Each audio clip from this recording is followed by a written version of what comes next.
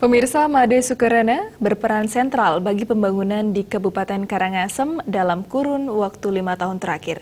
Pengalamannya sebagai wakil bupati mendampingi Wayan Gredek membuat Made Sukerana menjelma sebagai sosok berpengalaman di birokrasi. Calon Bupati Karangasem tersebut kini berkesempatan menyampaikan pemikiran dan pandangannya terhadap berbagai isu pembangunan di Karangasem yang kami kemas dalam Sukerana Bicara Karangasem.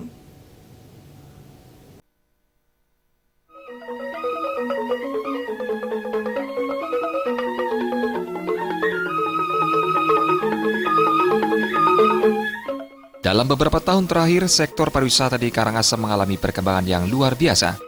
Pengembangan sektor pariwisata bahkan mampu menurunkan angka kemiskinan hingga lebih rendah dari rata-rata nasional.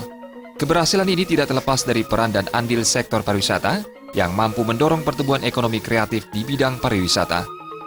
Selain menambah pemasukan daerah melalui PAD, sedikit demi sedikit perkembangan sektor pariwisata di Karangasem mampu menambah kesejahteraan masyarakat.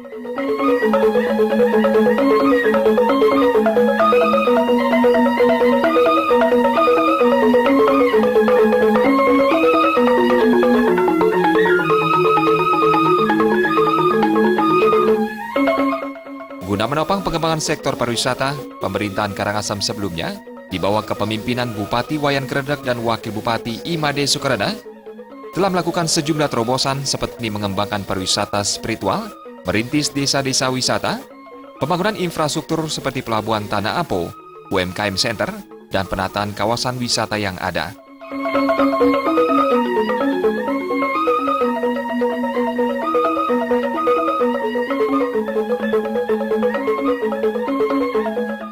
Mantan Wakil Bupati sekaligus calon Bupati Karangasem, Made Sukerana menjelaskan keberhasilan pemerintahan Karangasem terdahulu meningkatkan sektor pariwisata harus terus dilanjutkan. Dengan demikian, pengembangan sektor pariwisata bisa berlangsung secara berkesinambungan.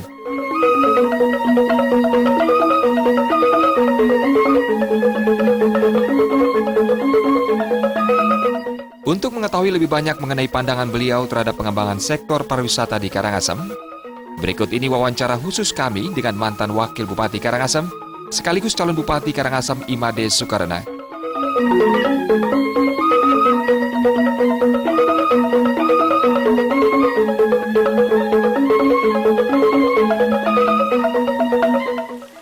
Pengembangan sektor pariwisata selama kurun waktu 10 tahun terakhir ini ternyata mampu menurunkan angka kemiskinan. Dari 35.000 kini menjadi 6,8%, yang itu artinya masih lebih rendah dari rata-rata nilai nasional.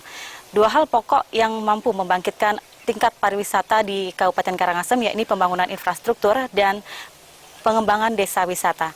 Dan untuk membahas lebih jauh lagi kebangkitan pariwisata di Kabupaten Karangasem, telah hadir bersama kita mantan Wakil Bupati Karangasem, Bapak Made Sukerana. Apa kabar, Pak? Baik. Ya, terima kasih, Pak. Mau minta waktunya sebentar untuk membahas tentang pariwisata ini.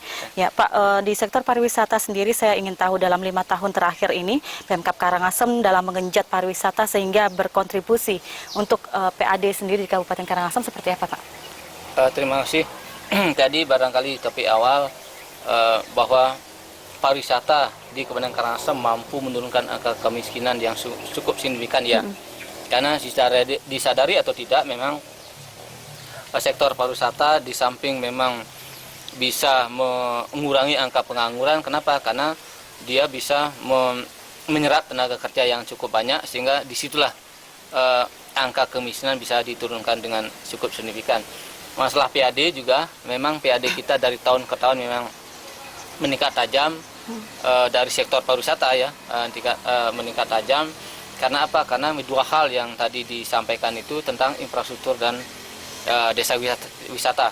Nah, tentang desa wisata memang sesuai dengan visi pariwisata secara umum, memang ya untuk Bali memang wisata budaya berbasis kemasyarakatan, itulah yang desa-desa wisata yang sudah ditetapkan melalui keputusan Bupati kemarin, kalau tidak salah jumlahnya hampir 20 desa wisata yang ada di Kabupaten Karangasem. Nah, tentang infrastruktur, memang itu hal yang penting. Di samping infrastruktur, memang dengan adanya gencarnya kemarin pemerintah mempromosikan pariwisata yang ada di Kabupaten Karangasem, Asungkara memang dari tahun ke tahun memang jumlah wisatawan yang datang ke Karangasem cukup signifikan. Nah, mudah-mudahan nanti untuk berikutnya ini mudah-mudahan lebih banyak lagi.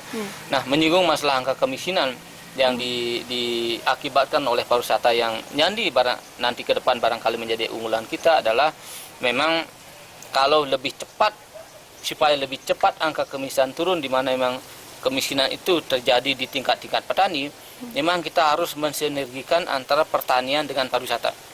Di mana tadi sudah saya sampaikan yang lalu bahwa bagaimana hasil pertanian ini bisa dibeli atau bisa dipakai di hotel-hotel, sehingga dengan banyaknya masyarakat yang mau bertani, di samping itu tenaga kerja di bidang pertanian memang cukup signifikan untuk menyerap tenaga kerja di samping pariwisata. Saya yakin angka kemiskinan di Padang Karangasem itu akan lebih cepat turun daripada yang sekarang yang masih kisaran 6,88%. Nah, walaupun memang lebih rendah dari nasional, tapi untuk Bali sendiri memang kita masih cukup tertinggi nomor 2 setelah Kelungkung di Kabupaten Karangasem.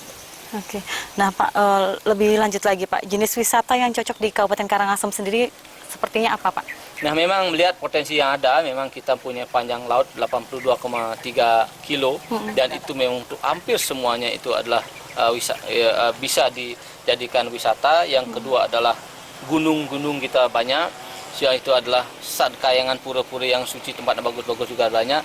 Maka yang paling cocok di Karangasem adalah jenis pariwisata wisata alam, baik itu alam lautnya maupun alam pegunungannya, di mana pegunungan adalah trekking itu sudah diperkenalkan di tingkat ASITA, PHRI dan lain-lain, di mana jumlah kawasan pariwisata kita punya 3 kawasan Cadinase, kawasan ujung sini, dan kawasan Tulamben. Nah, itu barangkali mudah-mudahan lah nanti setelah ke depan nanti bagaimana perkembangan pariwisata, infrastruktur dan lain-lain bisa mendukung ini, saya yakin perkembangan pariwisata Karangasem dapat maju. Pak, lebih lanjut lagi Pak, ke depan seperti apa harusnya master plan kepariwisataan Karangasem sehingga budaya Karangasem tidak lepas dari konsep wisata budaya itu sendiri Pak? Melihat perkembangan dan itu melihat potensi yang ada, memang pariwisata yang cocok di Karangasem ini pariwisata spiritual. Dan itu memang sudah ada rancangannya. Satu, karena kita adalah punya kayangan yang banyak, pura-pura suci itu banyak luar dan tempatnya bagus-bagus.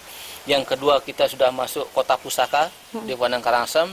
Yang ketiga, kita banyak punya gunung-gunung, laut yang bersih. Maka yang paling cocok adalah pariwisata spiritual, yang itu memang sudah ada rancangannya, tinggal bagaimana kita membahas nanti di DPR dalam bentuk perda. Sehingga ikon kita dulu adalah kalau ingin ketenangan, ingin hidup tenang, untuk Karangasem menginap. Kalau ingin kesenangan, silahkanlah entah ke Kute, ke Denpasar, dan lain, mudah-mudahan lah. Tapi sebelum mencapai kesenangan, mari kita tenang dulu di Kabupaten Karangasem menginap. Demikian perbincangan kita dalam dialog khusus bersama mantan Wakil Bupati Karangasem, Bapak Imade Sukarana, dalam Sukarana Bicara Karangasem. Semoga perbincangan ini membawa manfaat untuk pembangunan Karangasem ke depan. Terima kasih atas perhatiannya. Sampai jumpa.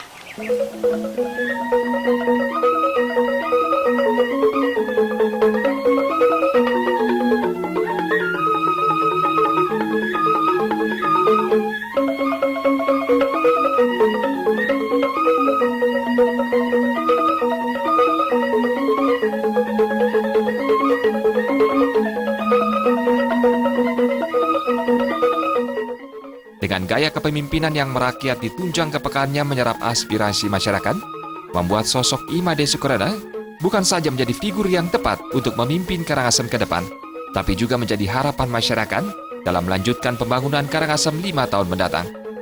Tim Liputan melaporkan. Pemirsa